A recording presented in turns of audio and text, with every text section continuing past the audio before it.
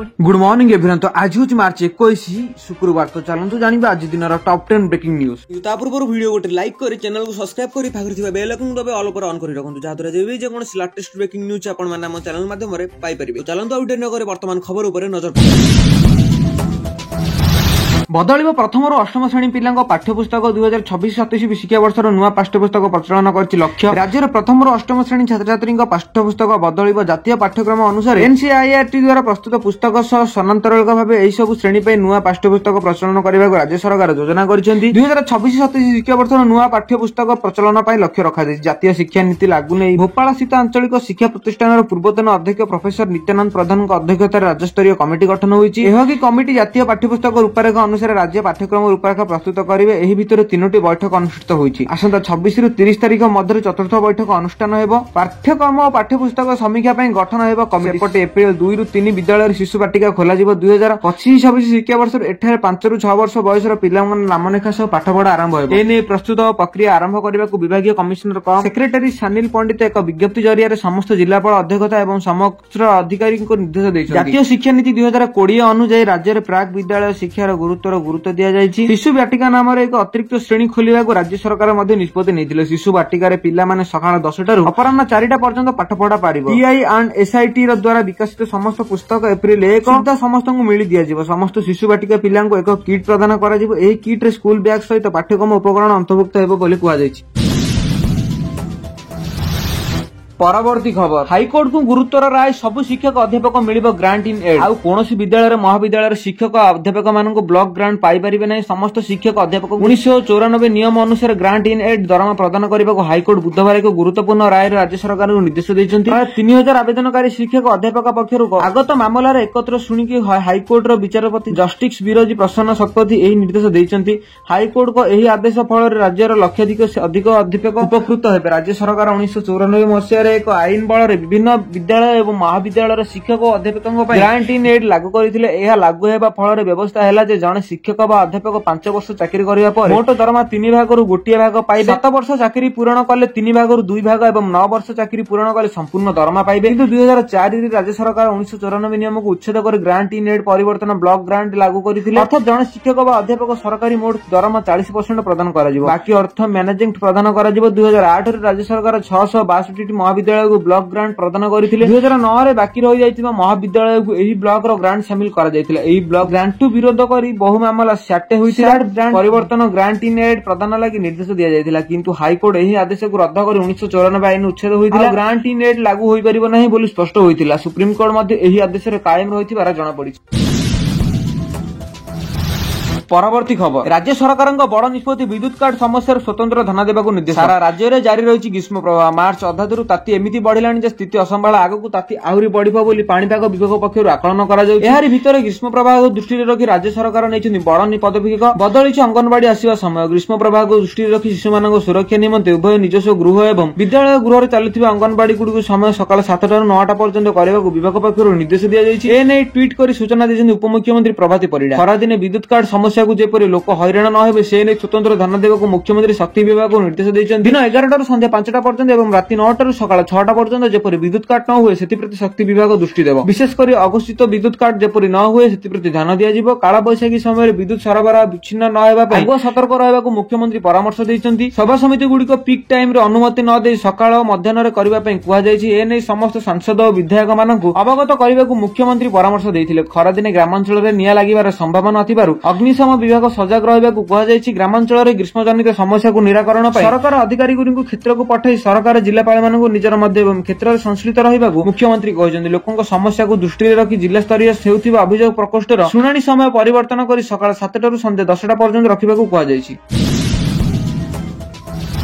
परवर्ती खबर प्रथम किस्ती पर द्वितीय किस्ती पाइबा 1 लाख महिला वंचित। उपमुख्यमंत्री कहले राखी पूर्णिमा रे मिलिबो समस्त को टंका। प्रथम किस्ती रे सुभद्रा टंका पाइले और द्वितीय किस्ती बेले को इनकम बढ़ी गला आउ टंका आसिलानी। एपरि भाबे सुभद्रा द्वितीय किस्ती पाइबारु वंचित होइछन्ति 1 लाख महिला हिताधिकारी। राशन कार्ड और इनकम रे तालमेल खिलाफ जोगु 1 लाख महिला असुविधा भोगुछन्ति बोली स्वीकार करछन्ति उपमुख्यमंत्री प्रभाती परिडा। मुख्यमंत्री कहछन्ति प्रथम किस्ती पाइबा पर 1 लाख महिला द्वितीय किस्ती सुभद्रा टंका पाइ नाहंती। जे माने प्रथम किस्ती पाइथिले द्वितीय किस्ती आसीबा बेले तांको पाखरे थिबा राशन कार्ड को आय वर्ग अधिक ନଥିବାରୁ ଫେରାଇ ଦେଇଛନ୍ତି। ସେହି କାରଣରୁ 1 ଲକ୍ଷ ମହିଳାଙ୍କୁ ଅସୁବିଧା ଭୋଗ କରିବାକୁ ପଡୁଛି। କିଛି ମହିଳା ତାଙ୍କ ଭିତରେ ଗାଡି କିଣିଛନ୍ତି, 5 ଏକର ଜମି ନଥାଇ ଧାନ ମଣ୍ଡିରେ ଅଧିକ ଧାନ ଦେଇଛନ୍ତି। ଏ ଯେଉଁ ଅସୁବିଧା ହିତାଧିକାରୀଙ୍କୁ ଚୟନ ପ୍ରକ୍ରିୟା ଚ୍ୟାଲେଞ୍ଜ କରିଛି, ସେ କାରଣରୁ 1 ଲକ୍ଷ ମହିଳାଙ୍କୁ ରିଭ୍ୟୁ ଚାଲିଛି। ଏ ନେଇ ମାର୍ଚ୍ଚ 31 ପରେ 1-to-1 ସର୍ଭେ କରାଯିବ। ସର୍ଭେ ହେବ ସହ ଯୋଗ୍ୟ ବିବେଚିତ ହେଲେ ରାକ୍ଷୀ ପୂର୍ଣ୍ଣିମାରେ ବଞ୍ଚିତ ଯୋଗ୍ୟ ହିତାଧିକାରୀ ପାଇବେ ଦ୍ୱିତୀୟ କିସ୍ତି ଟଙ୍କା। ଆସନ୍ତା ମାର୍ଚ୍ଚ 31 ତାରିଖରେ ସୁଭଦ୍ରା ଆବେଦନ ବଢିଛି। 2022-21 ଯାହା ହୋଇଥିଲା ସେମାନେ ଆବେଦନ କରିପାରିବେ। ଯେଉଁମାନେ ବଞ୍ଚିତ ଅଛନ୍ତି ସେମାନେ 31 ପରେ 1-to-1 ସର୍ଭେ ହେବ କାରଣ ରହିଛି ଓ ସମସ୍ୟାର ସମାଧାନ ହେବ ବୋଲି କହିଛନ୍ତି ଉପମୁଖ୍ୟମନ୍ତ୍ରୀ ପ୍ରଭାତୀ ପରିଡା। ଆପଣମାନଙ୍କୁ ଯଦି ଏ ପର୍ଯ୍ୟନ୍ତ ମଧ୍ୟ ସୁଭଦ୍ରା ଯୋଜନାର ଦ୍ୱିତୀୟ କିସ୍ତି ଟଙ୍କା ମିଳିନାହିଁ ତାହା କମେଣ୍ଟ କରି ନିଶ୍ଚୟ ଜଣାନ୍ତୁ। ଆପଣଙ୍କ ଜିଲ୍ଲା ଓ ସହରର ନାମ ମଧ୍ୟ ନିଶ୍ଚୟ କମେଣ୍ଟ କରନ୍ତୁ।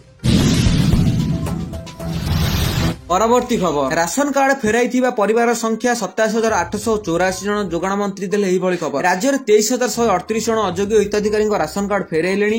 ବିଧାନସଭାରେ ଲିଖିତ ଉତ୍ତର ରଖିଛନ୍ତି ଖାଦ୍ୟ ଯୋଗାଣ ଓ ଖାଉଟି କଲ୍ୟାଣ ମନ୍ତ୍ରୀ କୃଷ୍ଣଚନ୍ଦ୍ର ପାତ୍ର। ଗୃହରେ ଲିଖିତ ଉତ୍ତର ରଖିଛନ୍ତି ମନ୍ତ୍ରୀ କହିଛନ୍ତି ଯେ ରାଜ୍ୟରେ 23,138 ଜଣ ଅଯୋଗ୍ୟ ହିତାଧିକାରୀ ରାସନ କାର୍ଡ ଫେରାଇ ଦେଲେଣି। ରାସନ କାର୍ଡ ଫେରାଇଥିବା ପରିବାର ସଂଖ୍ୟା 27,884 ବୋଲି କୁହାଯାଇଛି। ମୋଟ 4,08,107 ଭୂତ ରାସନ କାର୍ଡକୁ ବାଦ ଦିଆଯାଇଛି ଏବଂ ଖାଦ୍ୟ ସୁରକ୍ଷା ଯୋଜନାରେ 97,55,942 କାର୍ଡ 3,30,30,28,880 ହିତାଧିକାରୀ ରହିଛନ୍ତି। ବିଧାନସଭାରେ ଯୋଗାଣ ମନ୍ତ୍ରୀ କୃଷ୍ଣଚନ୍ଦ୍ର ପାତ୍ର ଲିଖିତ ଭାବେ ଉତ୍ତର ଦେଇଛନ୍ତି।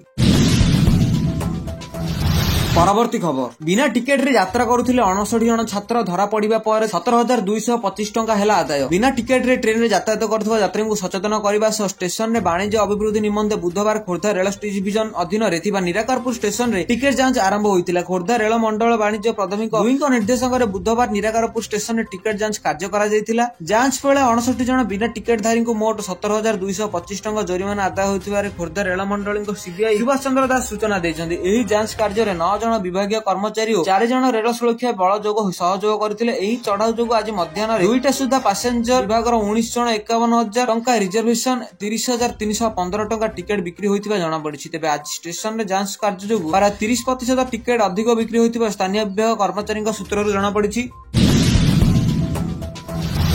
ପରବର୍ତ୍ତୀ ଖବର, ଶୀଘ୍ର ସାରନ୍ତୁ କାମ। ଆସନ୍ତା 22ରୁ 4 ଦିନ ବନ୍ଦ ରହିବ ବ୍ୟାଙ୍କ। 21 ତାରିଖ ସୁଦ୍ଧା ସାରି ଦିଅନ୍ତୁ ଜରୁରୀ ବ୍ୟାଙ୍କ କାର୍ଯ୍ୟ। ଆସନ୍ତା 22 ତାରିଖରୁ 4 ଦିନ ବ୍ୟାଙ୍କ ରହିବ ବନ୍ଦ। ଆସନ୍ତା 24 ଓ 25 ତାରିଖରେ ବ୍ୟାଙ୍କ ଧର୍ମଘଟ ରହିଛି। United forum of bank union ପକ୍ଷରୁ ଏହି ବନ୍ଦ ଡାକରା ଦିଆଯାଇଛି। 9 ଦଫା ଦାବିରେ ବ୍ୟାଙ୍କ ସଂଘଗୁଡିକୁ ଧର୍ମଘଟକୁ ଓହ୍ଲାଇବାକୁ ନିଷ୍ପତ୍ତି ନେଇଛନ୍ତି। ପୂର୍ବରୁ 22 ଓ 23 ତାରିଖରେ ଶନିବାର ଓ ରବିବାର ଥିବାରୁ ବ୍ୟାଙ୍କ ଛୁଟି ରହିବ। ଲଗାତାର 4 ଦିନ ବ୍ୟାଙ୍କ ବନ୍ଦ ରହୁଥିବାରୁ ଶାଖାଗୁଡିକ ଟଙ୍କା ଜମା ଉଠାଣ, ଚେକ୍ କ୍ଲିୟର ଭଳି ଅନ୍ୟାନ୍ୟ ସେବା ବାଧାପ୍ରାପ୍ତ ହେବ। ଏଟିଏମ ଗୁଡିକରେ ଟଙ୍କା ଖାଲି ହେବାର ଆଶଙ୍କା ମଧ୍ୟ ରହୁଛି। ସମସ୍ତ କାର୍ଡରେ ପର୍ଯ୍ୟାପ୍ତ ନିଯୁକ୍ତି, ଅସ୍ଥାୟୀ କର୍ମଚାରୀ ନିୟମିତ କରିବା, ବ୍ୟାଙ୍କିଂ ଶିଳ୍ପରେ 5 ଦିନିଆ କାର୍ଯ୍ୟ ସପ୍ତାହ ଲାଗୁ କରିବା, ପ୍ରଦର୍ଶନ ସମୀକ୍ଷା ଏବଂ ପିଆଇଏଲ ସମ୍ପର୍କିତ ଡିଏଫସି ନିର୍ଦ୍ଦେଶାବଳୀ ତ୍ୱରିତ ପ୍ରତ୍ୟାହାର, ବ୍ୟାଙ୍କ ଅଧିକାରୀ ଏବଂ କର୍ମଚାରୀ ସୁରକ୍ଷା, ରାଷ୍ଟ୍ରୀୟ ବ୍ୟାଙ୍କ ଗୁଡିକର ନିର୍ଦ୍ଦେଶ ପଦବୀ ପୂରଣ ଲାଗି ଦାବି ରଖିଛନ୍ତି ବ୍ୟାଙ୍କ କର୍ମଚାରୀ। 9 ଦଫା ଦାବିରେ ଦେଶର 9ଟି ସଂଗଠନ କେନ୍ଦ୍ରରେ ସରକାରଙ୍କ ବିରୋଧରେ ଆନ୍ଦୋଳନ କରିବେ। ମୁଖ୍ୟତଃ ବ୍ୟାଙ୍କରେ ଖାଲି ପଡିଥିବା 1.5 ଲକ୍ଷରୁ ଅଧିକ ପଦବୀ ପୂରଣ କରିବେ। ସପ୍ତାହରେ 5 ଦିନ କାର୍ଯ୍ୟ ଦିବସ କରିବେ। ଅସ୍ଥାୟୀ କର୍ମଚାରୀ ମାନଙ୍କୁ ସ୍ଥାୟୀ କରିବା ସହ ବ୍ୟାଙ୍କ କର୍ମଚାରୀ ଓ ଗ୍ରାହକ ମାନଙ୍କୁ ସୁରକ୍ଷା ଭଳି ପ୍ରସଙ୍ଗ ମୁଖ୍ୟ ଦାବି ରଖିଛି। AIBEA, BEFI,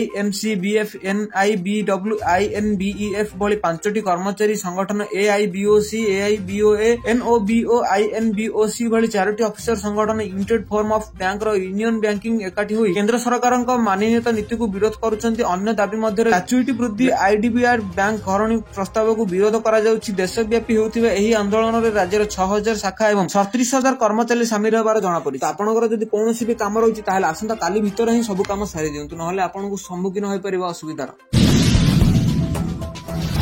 ପରବର୍ତ୍ତୀ ଖବର, ଭୋଟର କାର୍ଡ ସହ ଲିଙ୍କ ହେବ ଆଧାର ନମ୍ବର। ଭୋଟର ପରିଚୟ ପତ୍ର ସହ ଆଧାର ନମ୍ବର ଲିଙ୍କ କରାଯିବ। ଏଥିପାଇଁ ସରକାରଙ୍କ ପକ୍ଷରୁ ପ୍ରୟାସ ଆରମ୍ଭ କରାଯାଇଛି। ଆଜି ନିର୍ବାଚନ କମିଶନର ୟୁନାଇଡ ଅଧିକାରୀଙ୍କ ମଧ୍ୟରେ ଅନୁଷ୍ଠିତ ଉଚ୍ଚସ୍ତରୀୟ ବୈଠକରେ ଏଥିପାଇଁ ସହମତ ପ୍ରକାଶ ପାଇଛି। ବର୍ତ୍ତମାନ ଏହି ପ୍ରସଙ୍ଗରେ ବିଶେଷଜ୍ଞଙ୍କ ପରାମର୍ଶ ନିଆଯିବ। ନିର୍ବାଚନ କମିଶନର କହିଛନ୍ତି ଯେ ବର୍ତ୍ତମାନର ପ୍ରଚଳିତ ଆଇନ ଓ ସୁପ୍ରିମକୋର୍ଟଙ୍କ ନିର୍ଦ୍ଦେଶ ଅନୁସାରେ ଭୋଟର କାର୍ଡ ସହ ଆଧାର ଲିଙ୍କ କରାଯିବ। ଏହା ବାଧ୍ୟତାମୂଳକ ଭାବେ ନୁହେଁ, ସମ୍ପୂର୍ଣ୍ଣ ଇଚ୍ଛାଧାରୀ ଭାବେ କାର୍ଯ୍ୟ କରାଯିବ ବୋଲି କୁହାଯାଇଛି। ନିର୍ବାଚନ କମିଶନର UID ବୈଠକରେ ସହମତ ନିର୍ବାଚନ କମିଶନର କହିବା ଅନୁଯାୟୀ ସମ୍ବିଧାନର ଧାରା 326 ଅନୁସାରେ ମତଦାନଙ୍କ ଅଧିକାର କେବଳ ଭାରତୀୟ ନାଗରିକଙ୍କୁ ମିଳିଥାଏ, କିନ୍ତୁ ଆଧାର ହେଉଛି କେବଳ ଜଣେ ବ୍ୟକ୍ତିଙ୍କ ପରିଚୟ। ସେଥିପାଇଁ ନିଷ୍ପତ୍ତି ହୋଇଛି ଯେ ଭୋଟର ପରିଚୟ ପତ୍ର ସହିତ ଆଧାର ନମ୍ବର ଲିଙ୍କ କରାଯିବା ଲାଗି ସମସ୍ତ ଆଇନ ପାଳନ କରାଯିବ। ଭୋଟର କାର୍ଡ ସହ ଆଧାର ଲିଙ୍କ ମୁଖ୍ୟ ଉଦ୍ଦେଶ୍ୟ ହେଉଛି ନିର୍ବାଚନ ପ୍ରତିକ୍ରିୟା ସ୍ୱଚ୍ଛତା, ପାରଦର୍ଶିତା ଓ ସମାବେଶିତାକୁ ପ୍ରୋତ୍ସାହିତ କରିବା। ସେଥିପାଇଁ ନିର୍ବାଚନ କମିଶନର ବିଶେଷଜ୍ଞଙ୍କ ମତ ବିଭିନ୍ନ ଦଳର ପରାମର୍ଶ ଲୋଡାଗଲେ ମାର୍ଚ୍ଚ 31 ତାରିଖ ସୁଦ୍ଧା ନିର୍ବାଚନ ପଞ୍ଜୀକରଣ ଅଧିକାର ଜିଲ୍ଲା ନିର୍ବାଚନ ଅଧିକାରୀ ଓ ମୁଖ୍ୟ ନିର୍ବାଚନ ଅଧିକାରୀ ସ୍ତରରେ ବୈଠକ କରିବାକୁ ଅନୁଷ୍ଠିତ ନେଇଛନ୍ତି। ଏଥିସହ ନିର୍ବାଚନ କମିଶନର ମଧ୍ୟ ଏହି ମାମଲାରେ ସମସ୍ତ ଜାତୀୟ ଓ ରାଜ୍ୟ ମାନ୍ୟତା ପ୍ରାପ୍ତ ରାଜନୈତିକ ଦଳମାନଙ୍କୁ ଏଠି ଏପ୍ରିଲ 30 ତାରିଖ ସୁଦ୍ଧା ଆବଶ୍ୟକ ପରାମର୍ଶ କରିଛନ୍ତି। ସରକାର ସଂସଦରେ କହିଛନ୍ତି ଯେ ଭୋଟର କାର୍ଡ ସହ ଆଧାର ଲିଙ୍କ ବ୍ୟବସ୍ଥା ଚାଲୁ ହୋଇଛି। ଏଥିପାଇଁ କୌଣସି ସମୟ ସୀମା ଧାର୍ଯ୍ୟ କରାଯାଏ ନାହିଁ। ଯେଉଁମାନେ ନିଜର ଭୋଟର କାର୍ଡକୁ ଆଧାର ସହ ଯୋଡ଼ିବା ନାହିଁ ସେମାନଙ୍କ ଭୋଟର ନାମରୁ ତାଲିକା କଟାଯିବ ବୋଲି କୁହାଯାଇଛି।